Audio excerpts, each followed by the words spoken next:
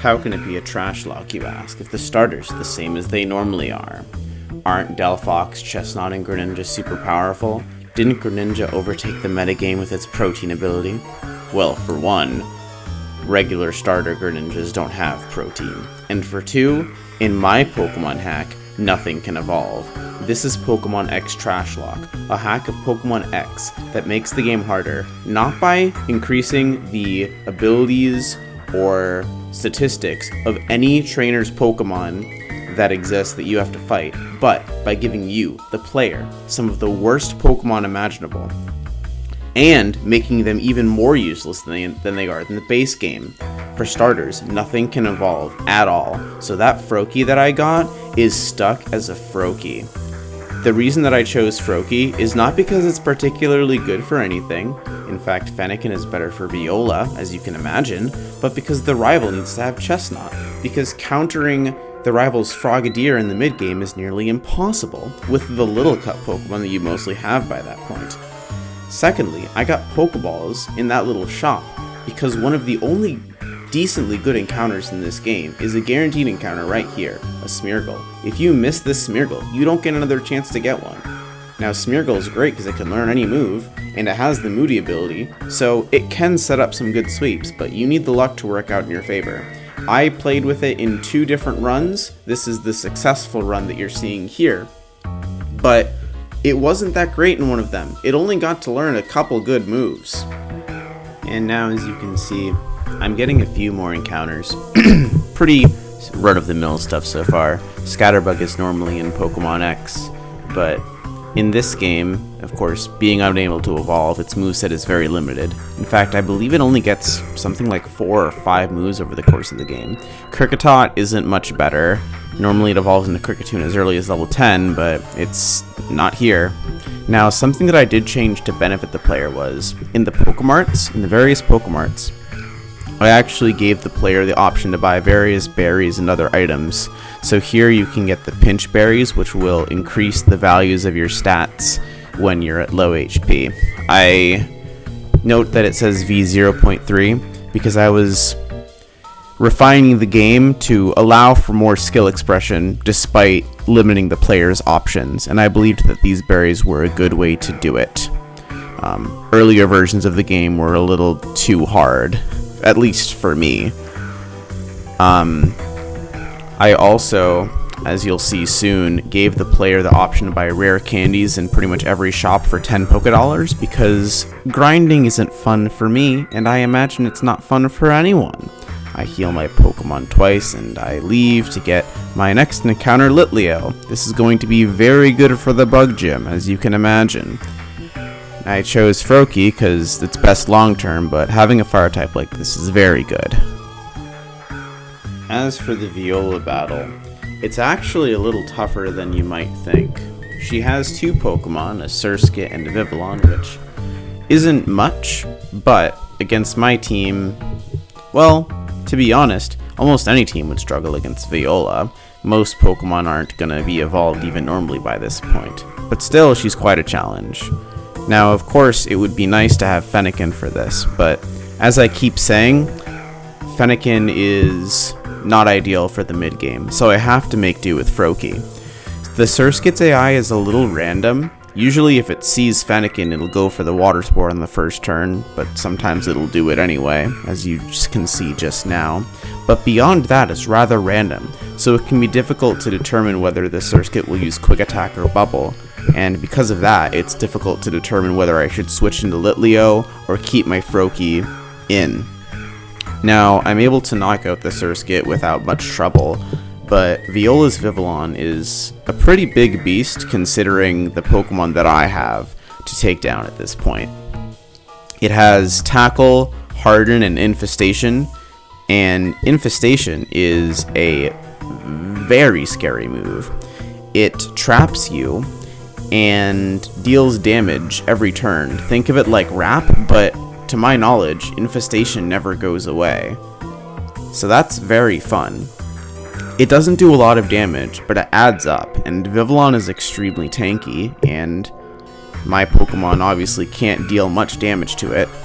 As you can see, despite having stab moves, Bubble only has 20 base power, and Froakies' special attack isn't anything to love.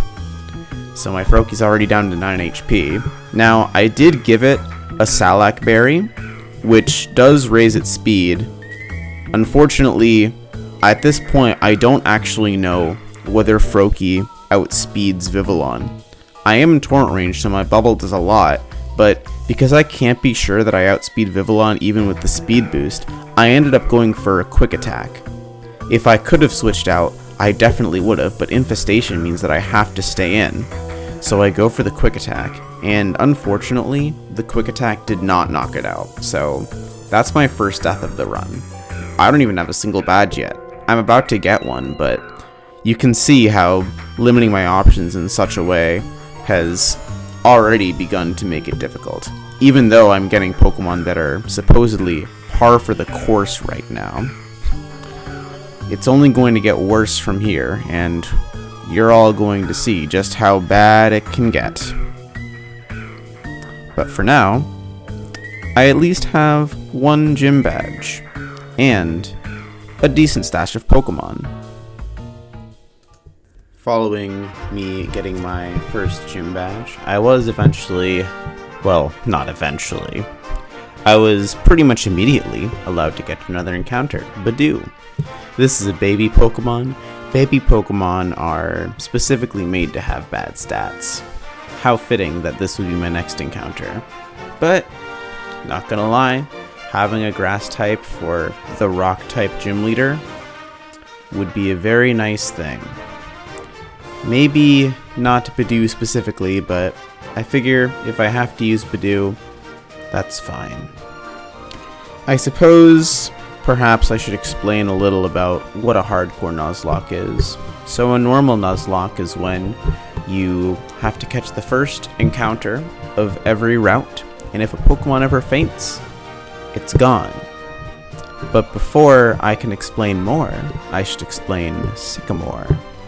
Though there isn't much to explain. He has the 3 Kanto starters, each at level 10, and he's decently tough, but the level cap for Grant is 25, so you can overlevel quite a bit before fighting him.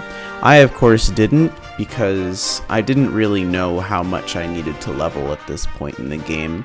The experience curve in Pokemon X and Y is very weird. Fortunately, though, having a few basic type matchup coverages was enough to net me another deathless win in this fight. And, more importantly, after defeating Sycamore, you actually get to choose a starter, one of the Kanto starters. Now, again, this starter can't evolve, but for the time, it's a very, very good Pokemon to have, no matter which of these 3 you pick. Fire, Water, and Grass Pokemon are relatively rare early on. I tried to make them specifically so you wouldn't catch a lot of these types of Pokemon. I picked Bulbasaur because its status moves don't fall off in power later on into the game. Sleep Powder and Poison Powder and Leech Seed and all that are still very, very good. Now again, I'll explain a little more about what a Hardcore Nuzlocke is as I show off some more encounters that I got. So a Hardcore Nuzlocke takes the traditional Nuzlocke formula and amps up the challenge considerably. As you can see, I have a level cap of 25. Until I fight a certain gym leader, my Pokemon can never be of a higher level than the ace of that gym leader's Pokemon. So Grant's highest level Pokemon is 25. My Pokemon cannot go over 25. Now, this Audino, I should note, I never changed the Audino encounter. It's a special kind of encounter that you can get in those shaking bushes that I was not able to change when I changed up the wild encounters in this ROM. I actually forgot that Audino was even a possible encounter here, but I decided to go with it. I decided, hey, might as well. Usually you can get a Venipede here, which also is an encounter that I had deemed too strong. I specifically took out pretty much all of the poison types that I could. I left in Bulbasaur just to keep the Kanto starter there. Plus, it's not like Bulbasaur gets a lot of poison moves anyway. But Audino is a welcome addition to the squad, even if I may not use it much because it's offensively so weak. So as you can see, normally in this Pokemart, now that I have a badge, I'd be able to get the status healing items, but here I replace them with berries. Again, talking about that skill expression from last time with the resistance berries. I should note that the Snorlax here that you have to fight has base stats of 1 in every stat, and you can also run from it. So unlike the Smeargle, I decided to not count it as an encounter, because I basically made it so that you don't have to get it. So my actual encounter is just whatever's in the grass. It's a little inconsistent of me to have the Smeargle be one way and then the Snorlax be another, but that's what I did.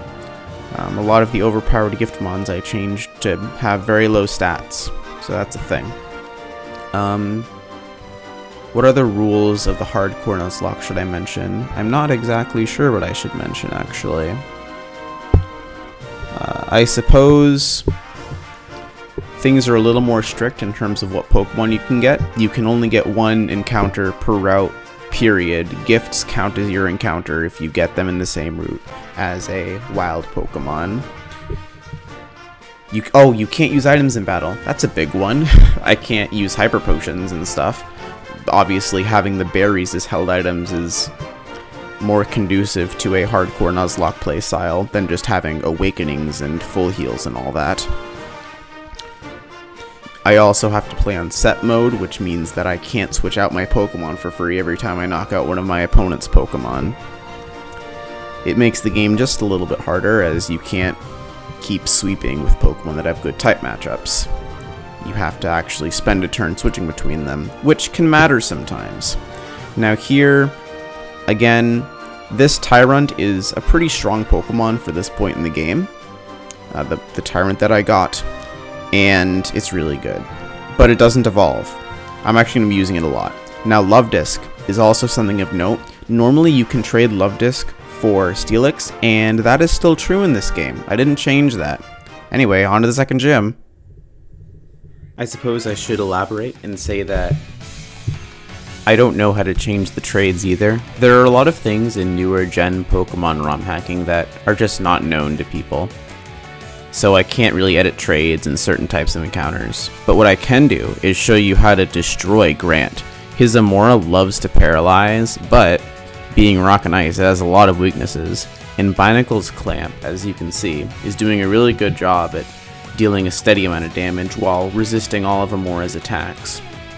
It has Takedown, which is a normal move that becomes ice, which is resisted by Binacle. It also has, I think it has some kind of rock move, but I don't even remember. It can't do much to Binacle, evidently. And it has Aurora Beam, which doesn't do much to Bulbasaur, the special tank. Tyrant comes in, and it can do a lot of damage, but not to my Skiddo, who has good physical defense, and the Leech Seed that allows me to eventually stall the Tyrant out of HP.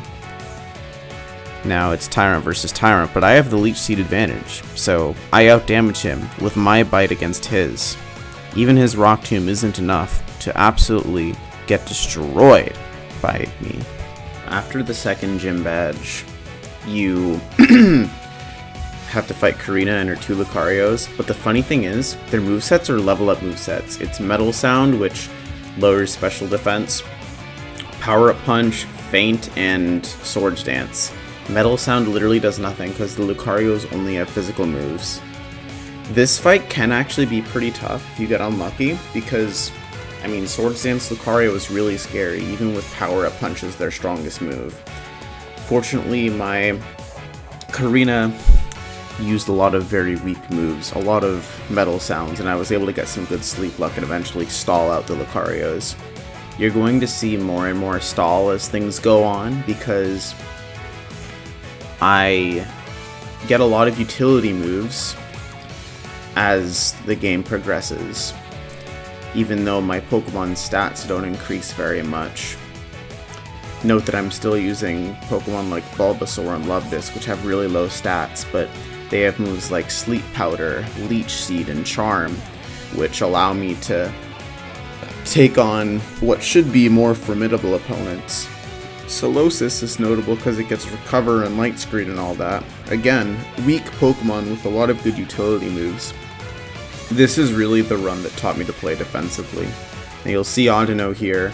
I don't know if I mentioned this earlier, but Audino has the Regenerator ability, which makes it really good for a lot of things, such as stalling out and just out-damaging everything on Serena's team. Note that I picked Froakie here, as I said in the beginning, instead of Fennekin, because Quilladin is really easy to counter. As you can see, I was using my Litleo there. Now, Korrina, again, her actual gym battle is kind of similar to her first battle in that her Pokemon don't have a ton of coverage. In fact, the only non-fighting move that any of her Pokemon has is Rock Tomb Machoke, I believe. I think the Mindfu might have Quick Attack as well, but the point is, you can see that I'm setting up a lot of growths here and putting the Mindfu to sleep because it can't do much to me, and with Leechy I'm almost at full health for the Hawlucha. Unfortunately, Hawlucha is a very strong Pokemon, so it's able to tank my Razor Leaf, which I didn't really expect. And Flying Press is both fighting and flying, which means that it's regularly effective on my Bulbasaur. Poison resists fighting, but Grass is weak to flying, so I have to find other ways to beat him. Fortunately, Solosis is good. This cutscene right here, well, not cutscene, this battle, normally you get a Lucario that you have to Mega Evolve, and I was considering changing Lucario's base stats to 1 in order to allow you to Mega Evolve it, but that would have made Korrina's Mega Lucario a base stats of 1. That would have been really weird. I didn't really have any way to change the... If I would have changed Lucario's stats in the battle in Geosenge Town with Korrina, the one with Metal Sounds would have been too easy, as if it isn't easy already. So I decided to give the player a Latios with base stats of 1, so that you can't really use it to battle. But you have to have something that Mega Evolves. I originally tried using a Railu. Anyway, I also give the player a Lapras, which can use Surf. I didn't really get to show it off, but that's a thing. Wow, I am not speaking very fast, but that's okay. You guys can see what's going on. I'm mostly just explaining about the game, and that's fine. Dusclops is very useful, by the way. You can come in clutch for a lot of this run. The Lapras also has base stats of 1. It's the only Pokemon in the game that can use Surf. You might have noticed that I actually cut out a lot of the content, but I haven't gotten leftovers yet, because the only Pokemon in this game that can use Cut is Xerneas. You have to catch Xerneas, it also has base stats of 1. Basically, all of the Pokemon that can use HMs have base stats of 1. So, whenever you have an HM user on your team, you're giving up a bit of your actual potential to knock things out in order to use TMs. It's very interesting having to go through Victory Road with only 5 Pokemon. Also, I didn't talk about it yet, but the Skiddo, you saw a few minutes ago, you can ride Skiddo and bypass the trainers on the way between Shalor City and Coumarine City. This is useful because the trainers on that route actually have really tough Pokemon. Now the problem is you can only ride the Skiddo from Shalor to Coumarine, you can't go back. So until you get Fly by beating this gym, you're stuck in Coumarine City, which can be a little bit of a bother, but I mean, Ramos isn't too hard. Again, just stall him out, get some burns out. I probably should have brought Tentacool with me for the Weepinbell, because Weepinbell can't do much to the Tentacool. Fortunately,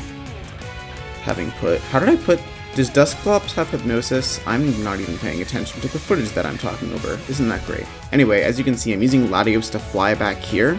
You get the good run in Coumarine City, and I'm trying to fish for a Volt Absorb Chinchou. Unfortunately, I get a Remoraid, which is not as good for the Electric Gym. The Electric Gym was historically a run killer for me. Clemont's Pokemon are really tough, and you don't really have access to any ground types unless you got really lucky and got a Horde encounter with Barboach earlier on in the game, which I just forgot to change. But as you can see, Bulbasaur getting Seed Bomb is really huge, and having Synthesis makes me able to outlast the Heliolisk eventually. Grass types resisting Electric is frankly massive for this fight, and having such a huge stash of Pokemon like that is really good. This was like one of the few runs where, well, I only have 1 death, so all of my Electric resists actually stayed alive, which, again, it's massive.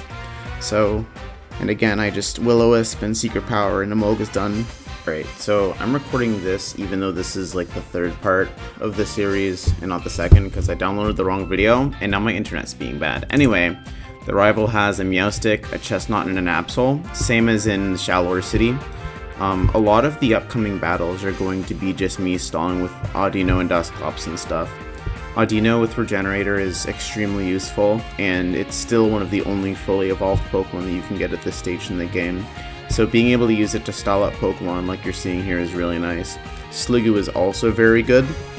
This is my Route 14 encounter.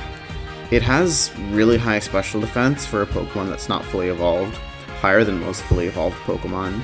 I think I even used it on my Elite 14 because it's so good. Now Valerie is another prime example of how Pokemon like Bulbasaur, Audino, Tentacool, and Dusclops go into play. As you can see, I put the Mawile to sleep and then set up Toxic Spikes with Tentacool. And I believe I switched into Dusclops afterwards, question mark? No, I Sleep Powder, that's right. No, I just Sleep Powder Leechy the Mawile. Wow, yeah, Bulbasaur, despite being a little cut Pokemon that I got after one gem badge, is still very useful here. Now I switched into Dusclops for Mr. Mime, and I'm Confuse Raying it, and Shadow Punch is super effective. As you can see, I just stall out all of Valerie's team. She can't really do much to my squad, which, I mean, hey, that's nice. An easy win is an easy win. Still only at one death. I get Wattrog, another nice fully evolved Pokemon, though I don't think I use it much, because a lot of the Pokemon that I've been using have been very defensive. Like, look at this Doublade. It would have two-shot my Dusclops if I didn't switch out, but I got the Audino. Audino's just so good. It stalled it out without even attacking it, because Audino only has normal moves. Gengar is pretty nice. It does have good resistances, so I'm glad that I caught it even though it has bad defensive stats. Now Glaceon is also very frail. I don't want to attack it because I don't want to knock it out, so I just burned it and kept throwing Great Balls until I hit, which took an annoyingly long time, but in the end, I got Glaceon, which is good. Another fully evolved Pokemon, and a strong one at that, at least offensively, with Ice Beam. Fungus is kind of like Bulbasaur in that it has a lot of really good utility moves, so I'm also very glad that I was able to get this. I used this on my Elite 14 as well. Now, my last encounter of this section is Rotom, which I actually deemed to be too good for the game. You find it in the trash cans, and if I knew how to edit static encounters like Rotom, then I would've. But I don't know how to, so I'm not going to. Yeah, that's kind of it. Like, Rotom shouldn't be allowed. I don't think I allow myself to use it. The trade Pokemon are also way too good, frankly. But that's what I have to say about Rotom, so that's fun. So the next rival fight is pretty much the same as the last one, except I actually have some more options now than I did last time. And the rival has another Pokemon.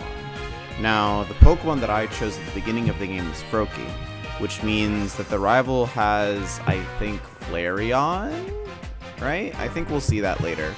But again, as you can see, a lot of stalling. Audino and Dusclops are both being really useful here. Just switching between them with Audino's Regenerator ability and Dusclops' Will-O-Wisp. And of course Bulbasaur's Leech Seed and all that. Not that Bulbasaur can do much damage. Here I send it out because Bulbasaur resists Seed Bombs so much.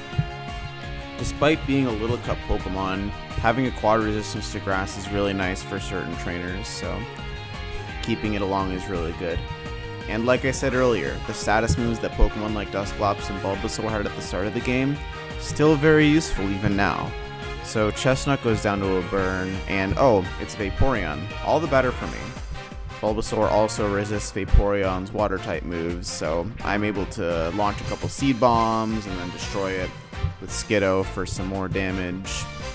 And Vaporeon goes down as well. Now it's what, just Absol left? Yeah, looks like it. This goes down pretty easily too with some Dragon moves, because Absol isn't great.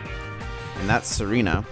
Now Olympia. This is probably the hardest gym leader in the game, whether you're playing in a Trashlocke or just in general, because her Pokemon all know, actually I don't think her Sigilyph knows it, but her Slowking and her Meowstic both know Calm Mind, and that's scary.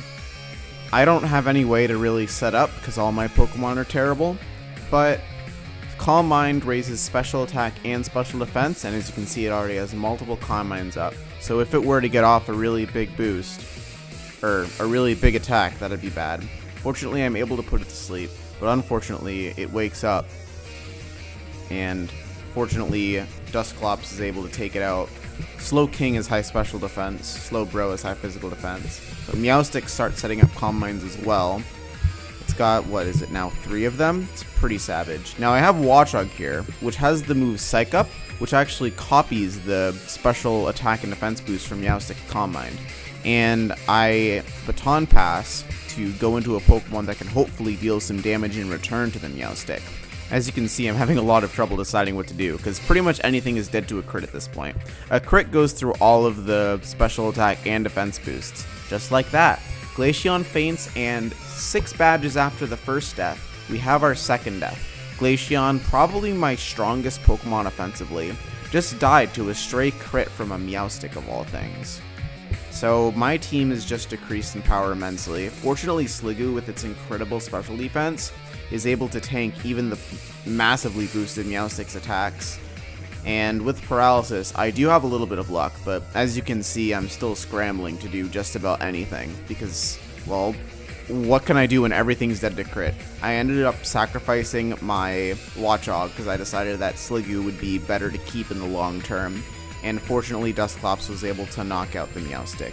Now Lysandre is not as strong as Olympia, but he does have 4 Pokemon of varied types and weaknesses, so planning for him was a little tough. I ended up going with the same team as usual pretty much, and fortunately, because Mindfu and Murkrow are still unevolved, I don't have too much trouble dealing with them.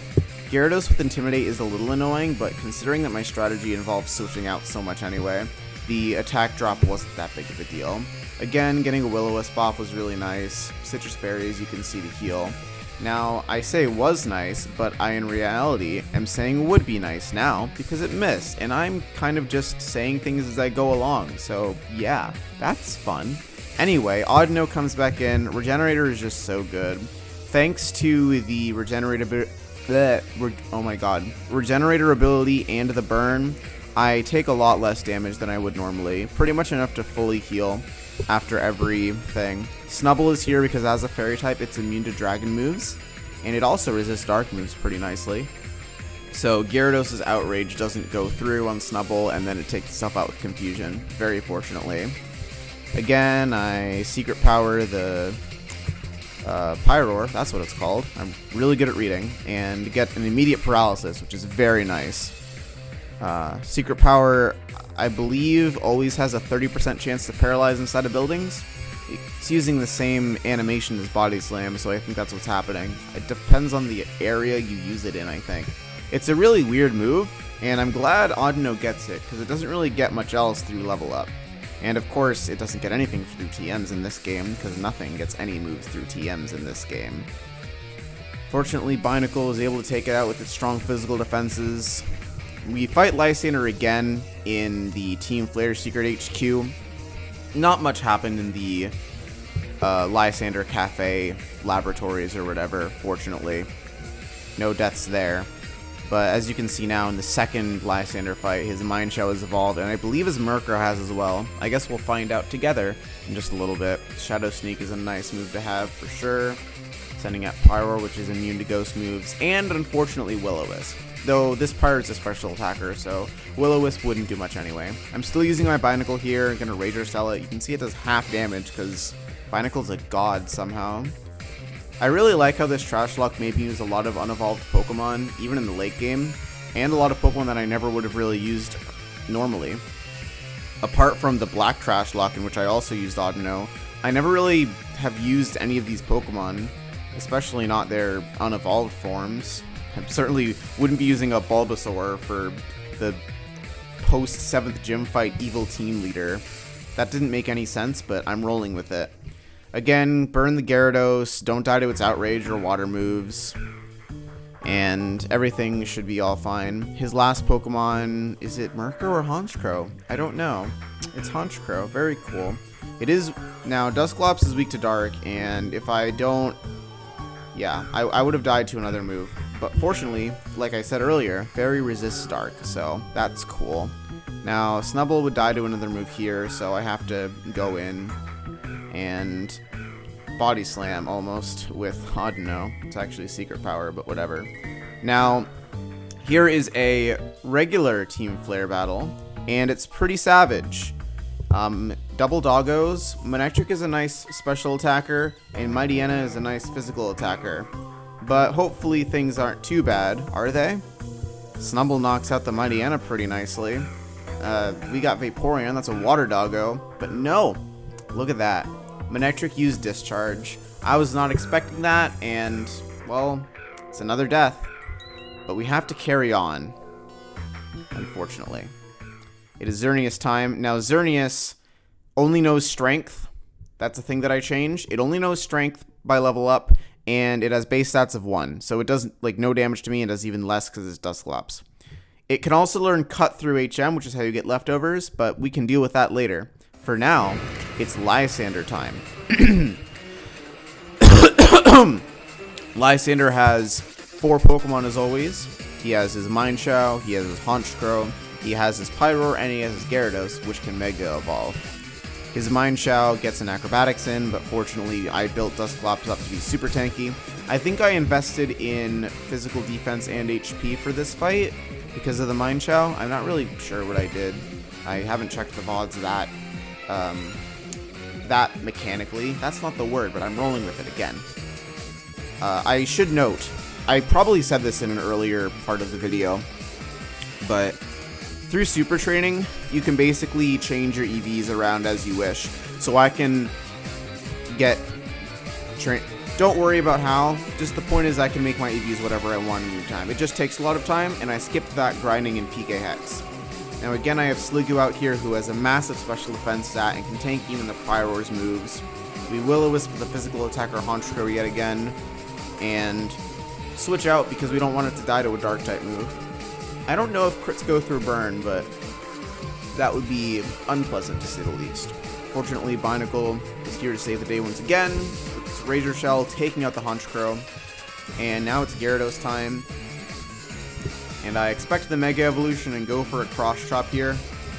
Unfortunately, Binacle doesn't get a Cross Chop off. It dies to Earthquake.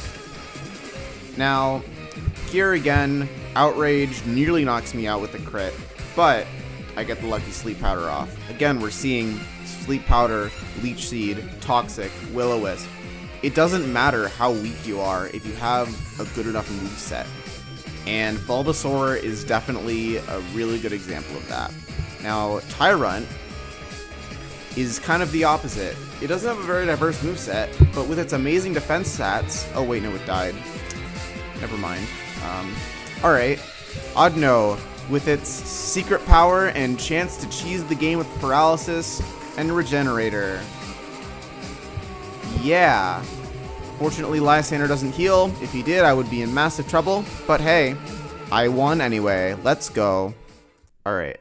Last segment went by pretty slowly, but this time, it's not going to. So as you can see, I just got cut, and I didn't get cut, I just got leftovers, and I got a couple more encounters. Now, this is the part where you have to face the 3 rivals all in a row, and as you can see, the teams that they have are actually kind of good. A little tougher than the main rivals teams in a way, because you sort of have to have the same lead for 3 different Mons, and you're facing 9 Pokemon in a row instead of just 6. Not to mention, you don't get healed between Shauna and Tierno. So that does make things a little tougher. You do get healed after Tierno and before Trevor, though. So that's good, at least. I'm using Graveler because he was the best against the combination of Delcatty, Talonflame, and Raichu, I thought. And yeah, that was a thing. So I also get Noctowl and Ariados. And I also get destroyed by Sturdy, Shell Smash, Rock Wrecker, Crustle. That's its name. Poliwhirl would have been really nice to have, one of the few good water types you can get in this game, but it's not a water type that I'm going to be using. I get Wormadam instead, and I don't know if I would want to trade my Poliwhirl for a Wormadam, but it's on to Wulfric now. As you can see, I've got the same strategy as usual with Dusclops and Audino slowly chipping away. I've also got Ariados with its poison moves, and Cryogonal has a very low physical defense, so Audino mostly takes care of that as well. Now, this Avalugg, I want to try to burn it, but I miss, and unfortunately Dusclops, one of the most strong Pokemon I've had in this run, dies to a second crunch. It's very sad to see. I am eventually able to knock out the Avalugg, but unfortunately, it's going to be a really tough road to get to Victory Road from here. Unfortunately for me, that road is not an easy one. We start off with the Raichu that knows Grass Knot, and I frankly forgot that this Raichu had Grass Knot, and I actually lost my Graveler to it, or was it an Onix, on the previous attempt, which was quite something. There are many other trainers here, and unfortunately my encounter was a Fearow, which doesn't help at all.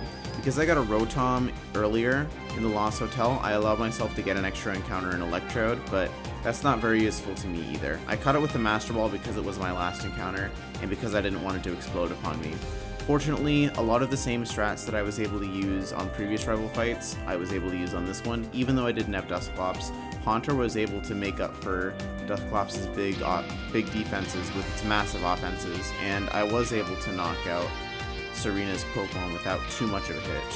Fortunately, all that I need to do now is take a picture and prepare for the Elite Four, and hopefully I will be able to win. But would I?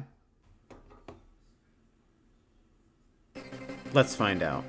First off is Seabold with 4 powerful water types. How do I deal with him? Pikachu Thunderbolt. Then Gyarados, Pikachu Thunderbolt. Then Barbaracle, Pikachu Thunderbolt, and Starmie, Pikachu Thunderbolt. Perfect so far. Pikachu with a Light Ball does a lot of damage. And Dragalge, even though it has a lot of special defense, it is weak to Psychic, so Haunter is able to hypnotize and Dream Eater it a lot, with some luck involved as well. Fortunately for me, although Noivern is fast, it can't hit too hard, so once again, the play is Hypnosis into Shadow Ball, and I cover up the screen with the Calcs because I'm really good at streaming. Next is Altaria, who has a little more defense. I scramble to find a Pokemon that can do decent damage, and I wind up using my Wormadam, who has Hidden Power Ice, which is 4 times super effective against Altaria. Druddigon is a little too defensive even for Wormadam. The problem with Druddigon is that with Dragon Tail, even if I choose to switch into something, it can very easily just nullify my entire turn, so switching is a very dangerous game for me to play. Fortunately, I do end up getting Fungusin with the Eevee-like to poison him with Toxic, and I get Sliggoo out, who can do a lot of damage with Dragon Pulse, and there's Drowsin down. Wickstrom is next. Again, I go for Hypnosis and Shadow Balls on the Klefki. Same deal with the Probopass.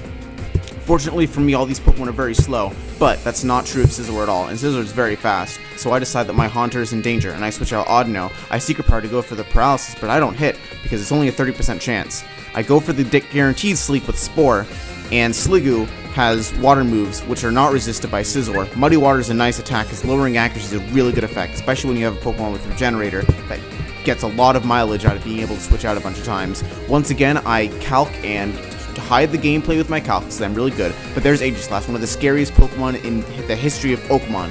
With its Sword and Shield form, it can go from a defensive beast to an offensive beast. Now, I miscalculate here. I actually calculated with the defense form of Aegislash, as opposed to the offensive form. If I had used Shadow Ball there, I would have one-shot the Aegislash, but I went for Hypnosis instead, because I'm really dumb. Fortunately for me, Pikachu was able to knock it out in revenge, but losing another Pokemon to the Elite Four is not good.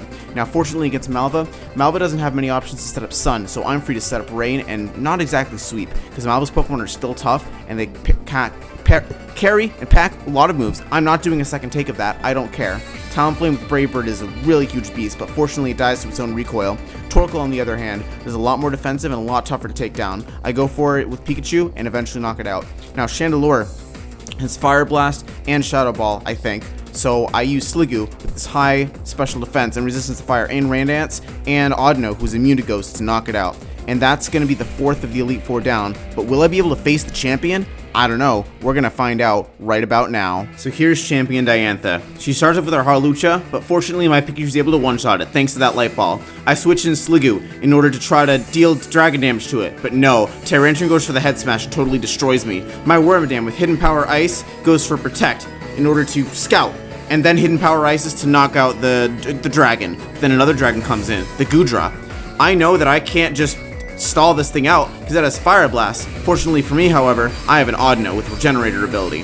Thanks to Audino's Regenerator ability and Wormadam's massive special defense plus Bug's resistance to fighting, I'm able to stall out a Focus Blast and Fire Blast and eventually wear it down as it Dragon Pulses me and I out-damage it with Hidden Power Ice and Secret Power for my Audino. Diantha uses the full Restore, but is it enough? No, not when I get the Paralysis off. Then I switch back into my Wormadam. No, I don't. I use Secret Power instead. Diantha uses a second hidden power, but I immediately get a second paralysis, which is enough to make me confident enough to Secret Power, and then go into Wormadam, and then not die to Dragon Pulse, because Wormadam is actually a god that everyone sleeps on because of its design. Then it leaves Storms to one-shot the Aurorus, gets destroyed by Gourgeist. 07 for Wormadam, you will be missed. Then I Toxic the Gourgeist, and because it's a ghost type, Normal's immune to it. I end up switching out. It uses Trick or Treat, but it doesn't matter because I keep switching and it can't do a thing, as it eventually dies to poison. And then Gardevoir comes in, it Mega Evolves. Oh no, it does a lot of damage to my Audino, but will it do enough? I'm not sure. It Moonblasts, I Secret Power, it Moonblasts a third time. I'm dead. Pikachu comes in, Thunderbolts, and wins the battle for me. And that's the end of my first Pokemon X Trashlocke.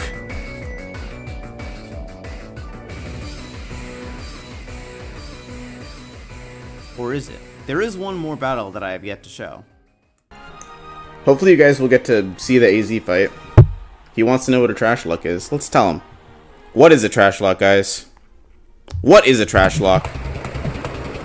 A Trashlocke is a Pokemon ROM hack that I love very dearly.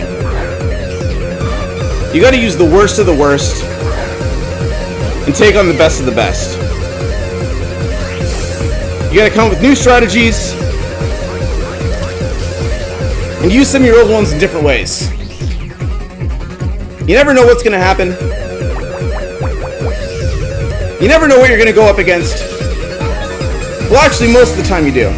For the most part, in a Trashlocke, trainers aren't edited. It's up to you and your terrible team of Pokemon to beat the odds. That's why I have a Pikachu on my team instead of a Raichu or like any other good electric type. Because that's the best I have. Oh yeah, Turtwig knows what's up.